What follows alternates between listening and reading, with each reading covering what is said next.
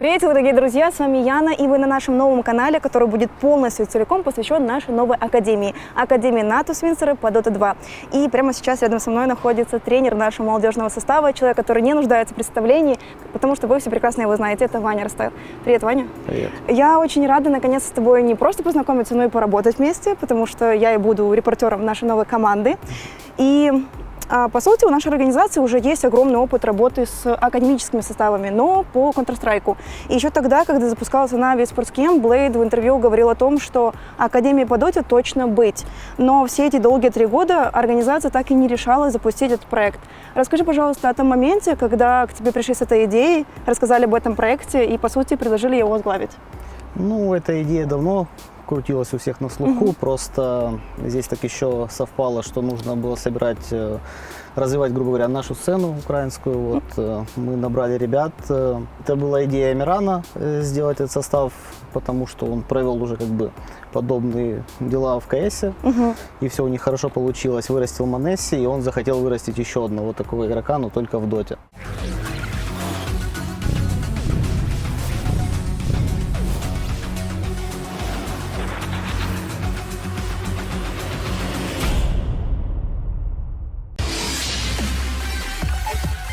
Как сам думаешь, почему все эти 3 года организация не решалась на этот проект? И почему именно сейчас мы запускаем Академию по Доте? На это есть, наверное, много причин. Во-первых, потому что не хватает украинских игроков критически. Все время приходится кого-то либо покупать, либо брать, либо вытаскивать из других организаций.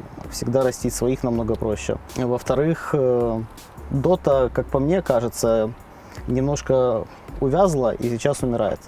И хочется ее освежить. Насколько я знаю, КС освежился именно благодаря академиям.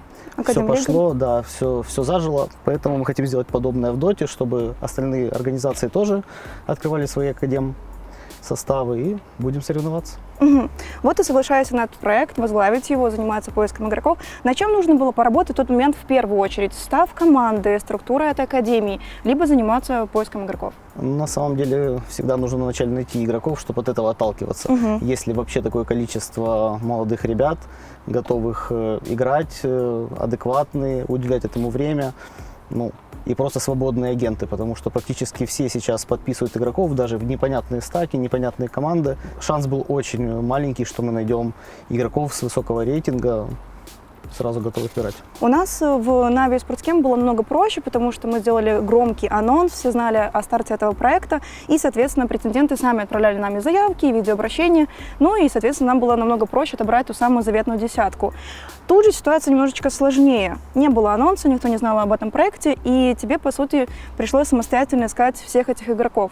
Как ты выстроила весь этот процесс, и на каких платформах и где ты искал этих игроков? На самом деле мы искали их довольно долго, мы искали их на протяжении 3 месяцев. У нас были на каждую позицию примерно по 2-3 игрока, возможно, за исключением 5-й позиции капитана. Он к нам сразу пришли люди, рассказали, что есть такой состав в Украине молодой школьников, дерзких, которые играют, им нет никаких авторитетов для них, и он оттуда. И мы сразу решились уцепиться за этого игрока. А так, конечно, очень долгий поиск, очень было неприятно говорить некоторым игрокам, что вы не попадете сюда в данный момент. И мы когда собрали эту 5, то есть многим пришлось отказать. Расскажи, пожалуйста, какие вообще требования были к будущим джуниорам? В первую очередь возраст. Из-за этого и пришлось отказаться от более высоких в данный момент по рейтингу игроков с опытом только из-за того, что им было 18 лет. Хотя кандидатуры были очень шикарные, но я абсолютно не жалею, потому что 16 лет мы взяли, мы сыграли первые КВшки и убедился, что им есть куда расти, они могут это сделать спокойно. Они хотят этим заниматься, и они растут с каждой игрой. По поводу требований к игрокам, хотелось изначально найти высоких игроков с высоким ММР, для того, чтобы было легче объяснять и сразу же влиться в Dota КВ и так далее, потому что не все захотят играть КВшки условно с академией, с тысячниками и так далее. Все хотят играть с более-менее хай-рангами, условно говоря. У нас был вообще вариант собрать тысячников и растить их немного дольше по времени, но когда мы узнали, что есть, оказывается, и 300-ники, и 200-ники, а в данный момент уже и сотники у нас в составе, то проще работать будет с ними. Очевидно, помимо игровых показателей, важны также и личностные качества игрока. Как он коммуницирует с тиммейтами, как он реагирует на фидбэк и замечания от того же тренера, насколько он дисциплинирован, насколько он вообще конфликтный. То есть все такие моменты, которые в дальнейшем очень сильно влияют на синергию в команде. На что ты еще обращал внимание помимо игровых показателей? Самое главное у дотеров — это адекватность. Это самое главное, то, чего не хватает большинству дотеров, потому что дота иногда срывает крышу. Эти паблики, это комьюнити, оно очень необычное, мягко скажем. Его нужно пережить. Эти ребята сразу же поняли, что они хотят играть за Нави. Мне очень понравилось их стремление именно в Нави. У них были параллельно, скажем, у них были другие предложения, но они выбрали это. Не из-за каких-то условий, потому что условия у нас самые скромные, а скорее просто из-за веры в тег, из-за истории. Ну и просто поработать вместе. Совсем скоро вы уже познакомитесь с нашей новой командой, поэтому обязательно подписывайтесь на канал, чтобы ничего не пропустить. Но пока, Ваня, я хотела бы узнать твое личное мнение по поводу наших ребят. Давай начнем с капитана нашей команды, это Ридис. И, насколько я знаю, он первым попал вообще в нашу команду. Как все происходило? Да, как я уже сказал ранее, поступила новость, что есть такая команда в Украине с молодым капитаном, с высоким рангом 300-м, и что он играет, выигрывает какие-то школьные там чемпионаты, кубки, турниры. То есть, ну, было интересно зацепиться именно за него, потому что на 5-ю позицию, в принципе, нету конкуренции. Это в доте, в принципе, проблема. И начали отыгрывать от него. Потом оказалось, что он уже участвует в некой академии, в казахской, вот, и у них там есть 4, которая нам тоже подошла по общению, по возрасту, по менталитету, все было супер. И плюс они хотели играть вместе. И он даже сказал один момент: даже если вы не возьмете меня в Нави, его вы должны обязательно взять, потому что он супер хороший. Даже так? То есть, по сути, он и предложил кандидатуру 4. Да, Дейс. Мы его рассмотрели, очень понравился, тоже хайскилловый игрок. У меня вообще очень много личных приятных моментов с казахами было всю свою карьеру. У меня там все время был какой-то игрок, которого я прям обожествлял. Поэтому теперь это будет он. Пусть старается. По сути, вокруг этих 2 игроков мы и собирали наш состав.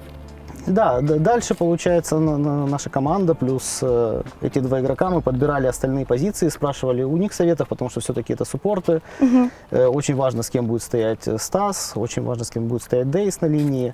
И начали потихоньку подбирать хай-ранг игроков под эти позиции.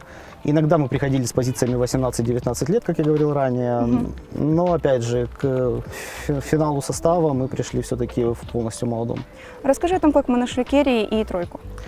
Опять же, это все от Стаса шло. Керри мы смотрели, у нас были 3 варианта, я думаю, не стоит называть все ники. Что касается Тараса, за него, наверное, лично попросил Амиран, его сразу же понравился, откуда он, что он с Бобринца, что он молодой, хай-ранг игрок, 300-ник, и плюс он до этого успел уже поиграть с Стасом в команде, ну и поэтому как-то на нем и остановились, потому что он подходил по всем параметрам.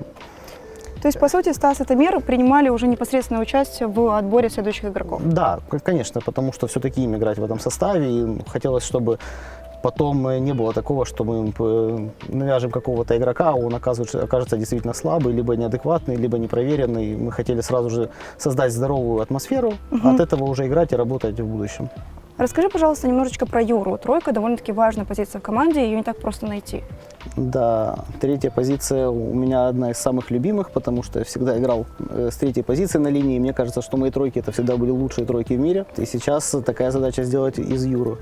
Юра очень талантливый молодой парень, он сейчас старается очень много, делает много работы, проводит с 4-кой, у меня спрашивают какие-то моменты, и от него очень часто сейчас строится игра. Как его восприняли вообще ребята? И изначально, то есть ребята не были с ним знакомы, паблики у них как-то каким-то образом не пересекались, хотя они все примерно в одном диапазоне, но сейчас Дейс очень хочет с ним работать, у них прям там свои тусовки есть на двоих, они уходят, обсуждают, смотрят реплеи, поэтому я думаю, все будет хорошо с тройкой. Последним мы подписали уже мидера, и им стал латвийский игрок Ричард. Расскажи о том, как он попал в нашу команду. Ричарда нашел один мой хороший друг, неожиданно, потому что на его роль как раз я уже пропихивал 18-летнего мидера, как мне кажется, очень сильного и очень перспективного, и он в скором времени где-то обязательно заиграет. Но когда я общался с Амираном, он все-таки, я пытался переубедить, что один, возрастной игрок может быть, если это можно так назвать, 18 лет возрастной. У нас была такая практика, да. Да, но все-таки в последний момент мы решили, что пусть лучше это будет молодой игрок, и, если честно, мы не ошиблись. Мы когда брали Ричарда, с Латвии. Он был 300-м рангом, сейчас он уже поднялся там в 90, старается больше всех, играет очень хорошо, удивляет некоторые его сигнатурные герои меня очень сильно, потому что у меня даже в предыдущих составах некоторые люди так не играли. Вот, ну такой молодой, крутой задрот. Сейчас в какой-то момент в интервью просто появится пес. Что ты? Хороший. Привет, ты маленький, ты будешь с нами теперь? Все, у нас новый талисман. Да? Вот мы собрали нашу команду спустя 3 месяца поисков. Вы заходите, наверное, все вместе в Discord, TeamSpeak, и вот вы говорите им о том, что, ребята, теперь вы часть нашей организации. Как они отреагировали вообще? Они и до этого были уже довольны, потому что мы рассказывали, что все-таки мы пришли от Нави. Мы же делали на самом деле все это инкогнито, то есть никто об этом не знал, новостей об этом не было, в медиапространстве дотерском тоже об этом никто не знал. Ну, они нам на слово условно поверили, что мы рассказываем им правду. Вот. Но потом мы сказали, ну, когда мы вас будем всех подписывать, Амиран обязательно зайдет, скажет свое слово, подытожит, расскажет, что это конкретно его идея заниматься таким направлением и даст вам как бы свои обещания и все остальное. Ну, вот так вот примерно. Поэтому обрадовались ребят, конечно. К слову, то ли это какие-то инсайды, то ли это какая-то чуйка была у Вилата. Он совсем недавно писал, ну, может быть, месяца 2 назад написал у себя в Телеграме, что смотрю на Нави Junior по КС, и вот так сильно хочется увидеть Академию по доте от Нави, очень сильно жду. И вот мы потом уже анонсировали наш проект. Вот в Академии по CSGO перед нами не стояла задача вырастить топовый состав. Перед нами стояла задача вырастить индивидуально классных, сильных игроков, которые потенциально в будущем смогут стать заменой в основе. Как будет происходить в доте? Какая основная задача этого проекта и что мы должны получить в итоге? В данный момент Амиран так и считает, что в доте так сработает. У меня же эти мысли 50 на 50, потому что в доте все-таки, мне кажется, работает другая система и тяжело собирать игроков в одной команде поодиночке, потому что каждый будет тянуть это дело на себя, и команда вообще не заиграет. В доте это так, то есть все зависят друг от друга. И здесь конкретно, мне кажется, мы будем растить коллектив, уже в котором будем делать замены, а не из коллектива делать замены. Мне почему-то кажется, что будет так. Потому что это новое. Начнем с этого. Никто до этого не делал такую команду по доте. Было что-то похожее у Team Spirit. Team Spirit набрали когда-то молодых, никому неизвестных ребят, которые в один момент стали лучшими и продолжают ими быть. У них были шикарные, видно, условия, они добрали хорошего тренера, сделали всего лишь одну замену, и вот они уже пришли к International. Хотелось бы узнать, какие у тебя личные ожидания от этого состава? Мы сыграли около, наверное, 30 КВ. Мне кажется, с хорошим счетом. У нас там появилась уже одна антитима, с которой у нас не получается выигрывать. Принципиальный соперник. Да. По сути, все время виден рост, все время проводится правильная работа над ошибками, на мой взгляд. Я был в многих командах, и иногда акценты ставятся не на то, и мне кажется, люди лишний раз ищут себе оправдания и отмазки. Здесь же все ребята принимают, ну, удары как есть, где не доиграли, что пошло не так, ну, и тому подобное. Как много вы сейчас тренируетесь вообще? Сейчас играем 4-5 игр в день, но сейчас большая проблема. Сейчас происходит в доте такой момент, что перед интернешнлом никто не играет, не ищет КВ, и, грубо говоря, отпуск. В доте сейчас отпуск. До тир-1 пока не дошли, не играли еще ни с кем. А насколько сильно роляет тот факт, что большая часть работы, а возможно и вся работа, будет исключительно в онлайне? Насколько тебе вообще комфортно работать в таком формате? Ну, ковид как бы уже научил, что приходится работать так. Но, конечно, хочется увидеть ребят вживую, на лане, потому что я все-таки люблю живое общение. Я сам как бы из такой старой школы, где мы все играли в клубах, общались. Для меня это буткемпы и подобные вещи, это неотъемлемый буст команды, который должен и обязан быть. Когда это будет, посмотрим. Не знаю, пока будем довольствоваться, чем есть в онлайне. Чувствуешь ли ты спустя 3 месяца вот совместной работы, что в команде появилась уже синергия, они заряжены на единый результат? Да, конечно. Вот за эти 30 игр, я уверен, уже много пройдено, уже совсем по-другому люди общаются. То есть они уже не знакомятся друг с другом, они уже придумывают какие-то плей, придумывают лайнинги, как стоять. То есть, ну, происходит реальный рост. И, опять же, большой плюс, что они уже, в принципе, наполовину рабочие дотеры. То есть ранг 300 в доте это уже нормально. Понятное дело, это не топ-50, где это находятся чемпионы тир-1 команды, но это уже приближенные к ним люди. Поэтому они уже хотят работать, понимают, над чем они работают, у них хорошие идеи.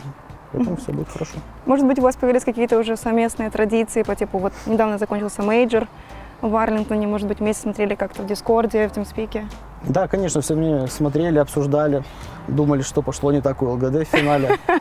Я думаю, очень большой буст ребятам дает команда Team Spirit. И я постараюсь как бы им это передать, показать, как ребята действительно могут с рангов 300, они были когда-то ранг 300, но пройдя большую дистанцию вместе, они проработали вместе 1,5 года, найдя хорошего тренера, достигнуть таких результатов и удерживать их, и быть фаворитами на втором интернешнле подряд, это надо уметь. Хорошо, в конце уже нашего интервью расскажи, пожалуйста, какие турниры ждут нашу команду впереди, и увидим ли мы юниорский состав на тех же турнирах и квалах, где отыгрывает основной состав? Да. Самые ближайшие турниры, мне кажется, после отпуска в Доте, это будет все-таки отборочный во второй дивизион DPC лиги, который мы 100% будем играть. И очевидно, что, возможно, скоро появится вариант, где будет играть и основной состав, и янги вместе в одной DPC лиге. Такое возможно. Но для этого нам нужно, конечно, поработать. Но мне кажется, что всем будет очень интересно посмотреть на противостояние двух составов под эгидой одной организации. Мне кажется, это будет очень-очень интересно. В конце уже по традиции ты можешь сказать пару слов фанатам и болельщикам, всем нашим новым подписчикам, которые прямо сейчас смотрят это интервью. Ребята, болейте за Нави, все будет хорошо, мы будем стараться работать, скажу вам честно, сейчас других вариантов нет, поэтому будем идти только к победе. Поддерживайте, пожалуйста, ребята молодые, не убивайте их морально, комментариями и всем остальным. Исмаил, тебе огромное спасибо за интервью. Я надеюсь, что наша новая академия станет точно такой же успешной, как и Na'Vi Junior. Ребят, вам огромное спасибо за просмотр. Подписывайтесь на канал, чтобы ничего не пропустить. Обязательно пишите в комментариях, что думаете по поводу нашего нового проекта. Если у вас есть какие-то вопросы к Ване, обязательно пишите их под этим видео. Я думаю, что в следующих видео мы обязательно на них ответим. Ну и в конце хочется также напомнить вам об одном очень важном проекте. Проект важен не только для организации, но и для всей Украины. Это аукцион совместно с фондом Притулы, в котором вы сможете не только помочь Украине в такое важное время, но еще и выиграть очень крутые уникальные призы, среди которых есть украинский флаг с автографами игроков Бласта, ну и, конечно же, сам кубок с последнего Бласта. Поэтому переходите по ссылочке в описании и присоединяйтесь к этой хорошей инициативе. Ну а с вами был канал Na'Vi Junior Dota. Подписывайтесь на канал, ставьте лайки. До скорых встреч. Пока-пока.